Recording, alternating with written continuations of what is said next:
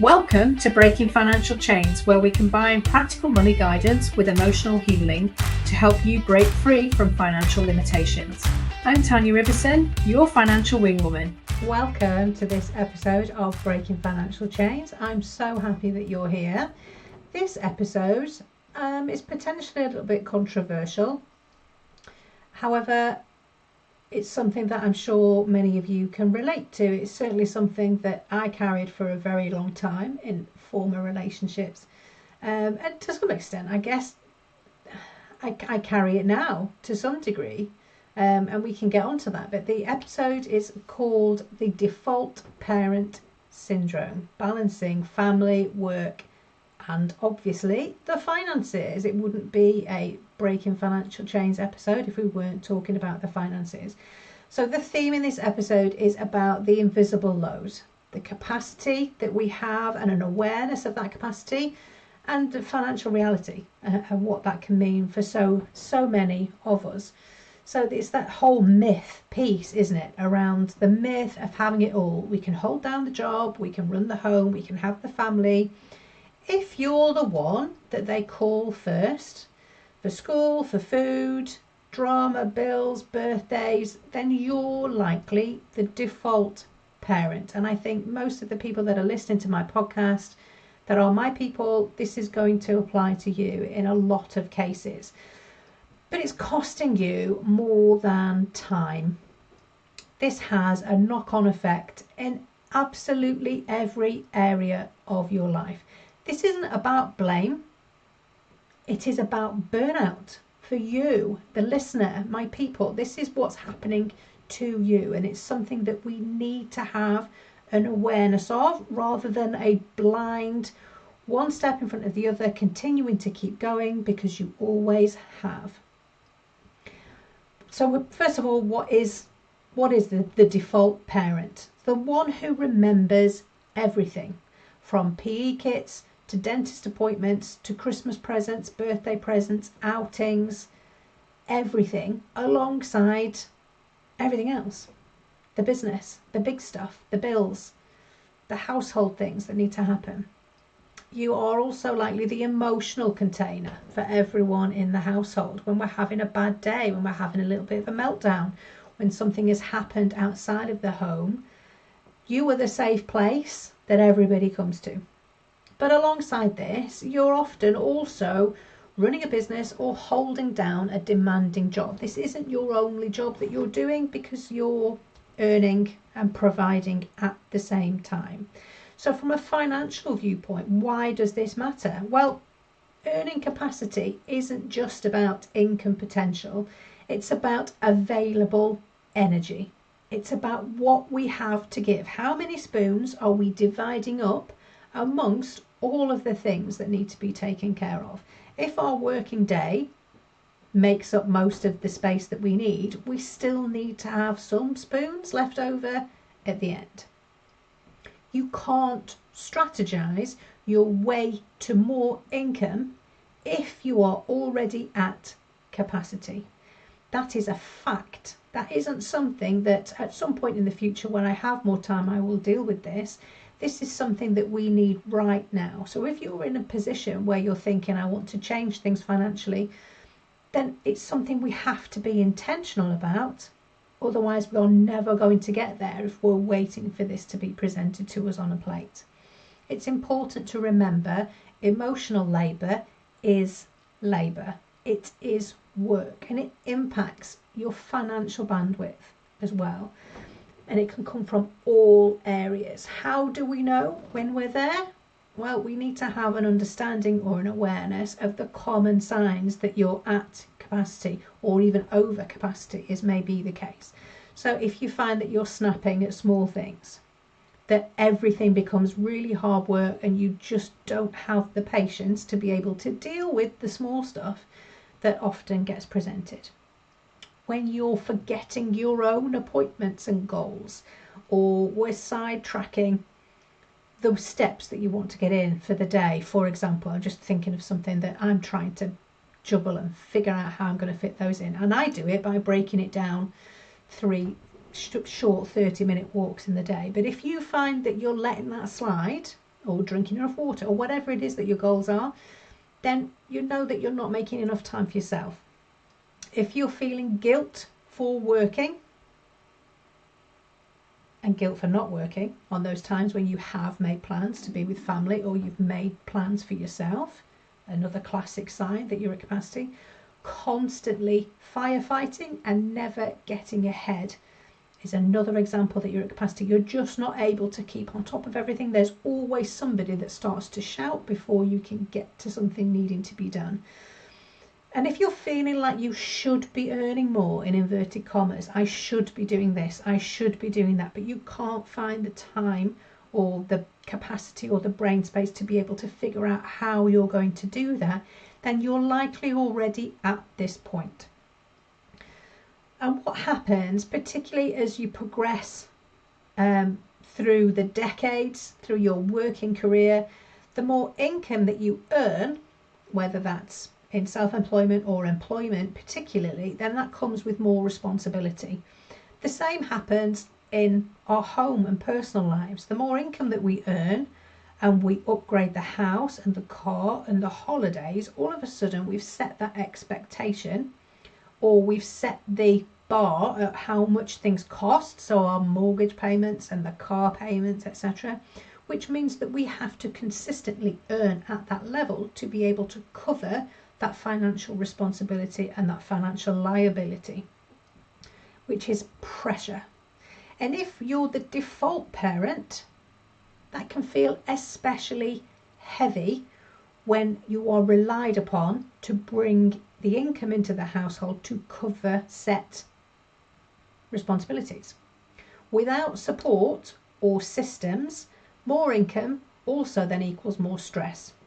So all of a sudden you've got all of these chunks of things that need to be dealt with, that need to be managed, and it all becomes very heavy. And this is where the burnout comes from. It's no wonder when you start to list everything out that you have to take care of. But your brain can't vision plan when it's overloaded, because we're too busy looking at, when I get through this to-do list, then I can vision plan. When I clear the decks and start to feel less stressed and I know that these things are taken care of, then I can plan ahead. But that time never comes, because there's always something else that's vying for your attention all the time. So what needs to shift? How do we change? We recognize we're in this situation, so then what? And I can hear you shouting at me from the other side of your phone listening to this podcast. Well, first of all, we need to shift our awareness. It's very easy when we're in a situation to just keep going, because if we stop, heaven forbid, everything behind us is going to concertina up like that scene in the Jungle Book when the elephant stops and they all run up each other's backsides. We worry that the same thing is going to happen to us, like a multi-car pile-up on the motorway. We have to have awareness. To have awareness means that we can then do something about it. So this might mean an extra thing that's on your to-do list, but if we don't know what we're spending our time on, how can we know what needs to change? So we need to track all of our labour, not just paid work, but we need to track what we're doing elsewhere. The errands, taking the kids as a taxi service, all of the after school clubs and activities, the picking up and the dropping off and the taking out, going shopping, all of the things need to be noted down. The housework, the laundry, the Christmas and birthday presents, etc., etc.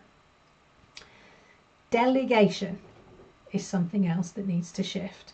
So how much of what you're carrying can be dropped, shared, or outsourced? Just because you've always done something does not mean you need to continue always doing that thing. Quite often it comes from conditioning, patterns, the expectation that we need to do certain things as parents, as breadwinners, as homeowners, as women, as whoever we are, as you're listening to this podcast. We do what we've always done because we've always done it, but that doesn't mean that needs to stay the same. What can we put down safely? What are we actually doing because we've always done it for the sake of it? What can be shared? Who else in the household can share some of that responsibility, whether it's other half, husbands, wives, children? let's raise capable kids, right? Let's get them involved in some of the chores rather than doing everything for them, for peace of mind and a bit of quiet. What can be outsourced?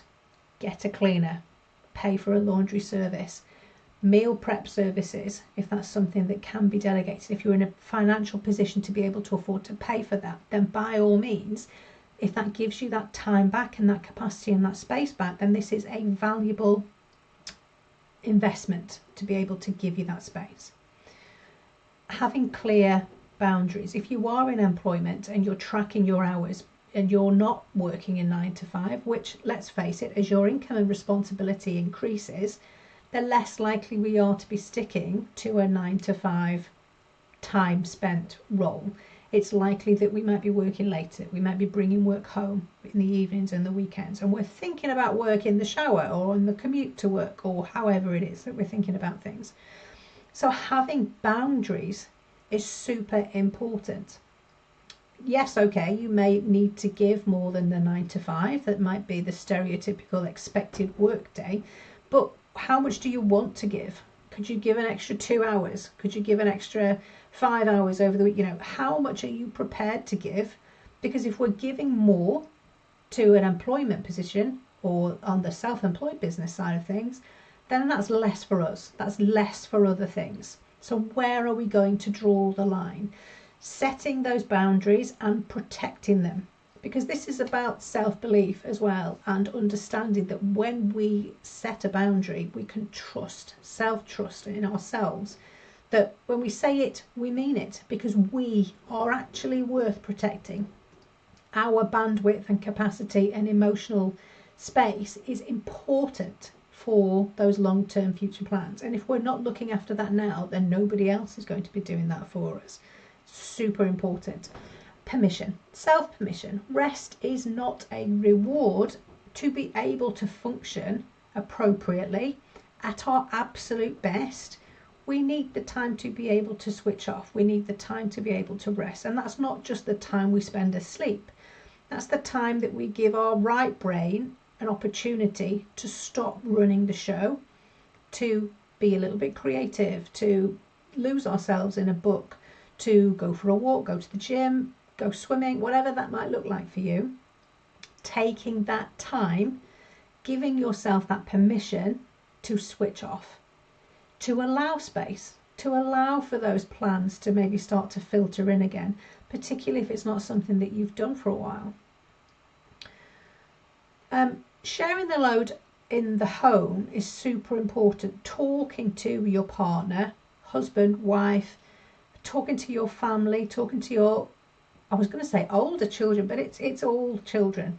All children can be involved and understand what it takes to run a home and can take some responsibility, obviously at varying levels of the amounts that's expected of them. But being able to have that conversation with your other half as a primary example, if you are the default parent, if you are carrying and doing a lot more, using capacity language rather than blame is going to be perhaps a better, more positive way to start and open the dialogue on this topic. Along the lines of, babe, I'm maxed out. Something has to shift. I can't do any more than I'm doing, and this is how I see it. And this is where the tracking of the time, using something like Clockify or some sort of app, or jotting it down in a journal to be able to show, to go with data, to go with facts and say, I need some help. Can you help me? This is stringing me out and I'm not finding the time to do A, B and C, and this is really important to me. Having that conversation. Super important for our kids to see that we're doing that too, but let's just start with one thing at a time. Let's start with those key relationships. Talking to them as well about financial goals. So understanding, if we want to increase our income, we need shared labour. I'm going to need you to pick some of this up. I'm going to need you to be the one that gets up in the night if one of the children is up. Or I'm going to need you to be sharing with some of these taxi services of going to gymnastics or swimming or guitar lessons, whatever it might be, acting class, whatever. But be specific with the requests as well, not trying to drop hints and really trying as best you can not to be passive aggressive with those hints and comments that we're making. So making very specific, pointed, can you help with this? I had a conversation, I think it made it onto a guest interview podcast episode as well, but I had a conversation a while ago with a friend, and I was talking to her about how I wasn't getting something that I needed in a relationship. And she said, have you told that person that you need it? And it really made me realise, no, I hadn't actually asked for what I needed. And she said, well, that's just like wanting a pizza but not bothering to order the pizza, and you're yelling and stamping and banging the table saying, where's my pizza? But if we don't order the pizza, no pizza is going to rock up at the door. So we need to be able to find our voice and use language that's going to get across to our other half to say, can you help with this? This is what I need from you. This is not about project managing everything. This is about awareness and showing just exactly what you're carrying. I need you to help with this while I take care of this, and showing them that you have a much larger share of the load if that's the situation that you're in. Now, not all of us have that luxury, if you can call it that, of having another half or sharing the responsibility. Some of us are single parents, some of us have no support, some of us don't live anywhere near family or close friends that we can rely on for some help with some of the things, particularly with the kids, in which case a strategy around this becomes even more vital. So what you need to be doing is focusing on high return on investment tasks. So being really intentional about what's important, what can wait. What's important, what can I put down? Because you're already doing 2 jobs. And that's something that absolutely needs to be honoured. You need to honour that truth financially and emotionally. You're carrying 2 loads, very distinct, very full and heavy loads. So to be able to move forward in that situation, we have to be super boundaried, super strict. You've got to be on it. And we're going to need to make use of things like systems, automations for your own sanity. Delegating and sharing might not be that easy option for you, but outsourcing might be. So where can we get the help that's within your financial means to be able to share the load? What takes up the most of your time, because we're going to be tracking that now, and how much of that can we put down? What can we streamline? How much can we pull in external help with? But if you're carrying all of that load, you are also the one in control of making the change. That's not something we need to ask for permission for or talk to someone else to ask for that help. You get to make that choice. You get to set the landscape for yourself. But it's okay. You need to give yourself the permission to do that, to be able to move forward. So in closing, if you find yourself in that position where you are the default parent, you are not failing. You're carrying a lot. You are full. You are at capacity. More money doesn't come from more hustle. It comes from more space. And it can feel counterintuitive to think that. But I promise that's where we make the space for the strategy and for the vision planning, the forward thinking.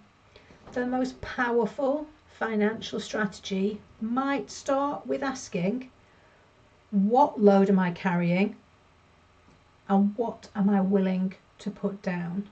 So if you needed to hear that today, this is your permission slip that you can ask that question, and you are safe to put the load down. I promise. Thank you so much for listening. I'll see you on the next episode. Thank you for joining me today on Breaking Financial Chains. Remember, you have the power to transform your relationship with money one step at a time. If this episode helped you, please subscribe and leave a review to help others find their path to financial freedom. I'm Tanya, your financial wing woman, and I'll see you next week.